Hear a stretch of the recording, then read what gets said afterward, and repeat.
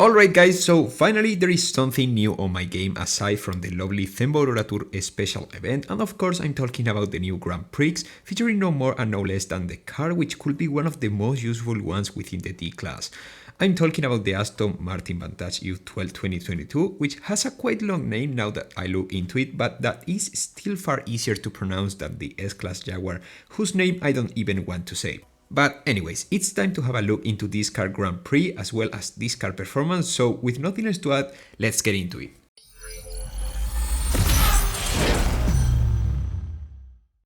Honestly, I don't know what was going on with the last Grand Prix we had, the Lamborghini SC63 one, because I tried to set a time which hopefully would get me to tier 2 once the groups were completed, and I ended up in tier 4, so I genuinely have no idea about what to do this time, guys. Hopefully some of you guys will have some tips for me regarding this, because I would really like to get this Aston Martin Vantage Youth12 decal, despite that for some reason there is only one decal with the number 3 instead of the usual 3 different decals we get in most of the Grand Prix.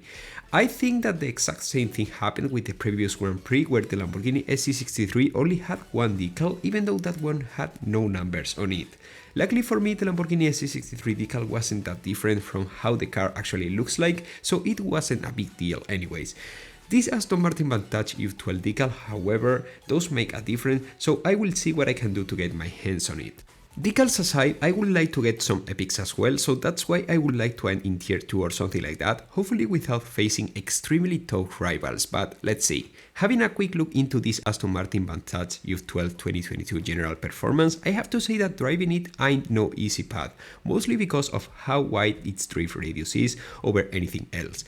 I would say that even the TBR Griffith drift radius is better when compared to the Aston Martin Vantage. The car looks quite compact, however quite nice, and so does its top speed, which is what basically makes this car somewhat interesting around the rank and class where it's placed. The acceleration is unfortunately quite mid, but it's somewhat normal considering its top speed, and at last but not least, we have 42.5 points of nitro, which is like 5 points more than the TBR Griffith, so that's great, even though at the end of the day the TBR is 7 km per hour faster, which isn't a small difference, but at the same time it's not bad when you compare it with the top speeds all the other D-Class cars around this rank have, so it's quite alright, I would say. The overclock boost this car has is quite decent and really makes a difference, so in these cases I would recommend to you guys to save up overclock chips you could get from the seasonal time limited event, and instead of using them in other cars, I will focus on spending them on the Grand Prix cars during the Grand Prix, since it's literally a tool that helps you to increase the odds of winning the key or the epics for a car, which is always great. Talking about the epic import parts, I have just realized that you need to 6-star the Themba Aurora Tour in order to get the last 2 epic import parts from the penultimate stage on its special event, so I think I will have to max it now and get a ton of trade coins from the second special event, since I don't think it will be that easy to get all the epic import parts later, and it's better to get them now just in case.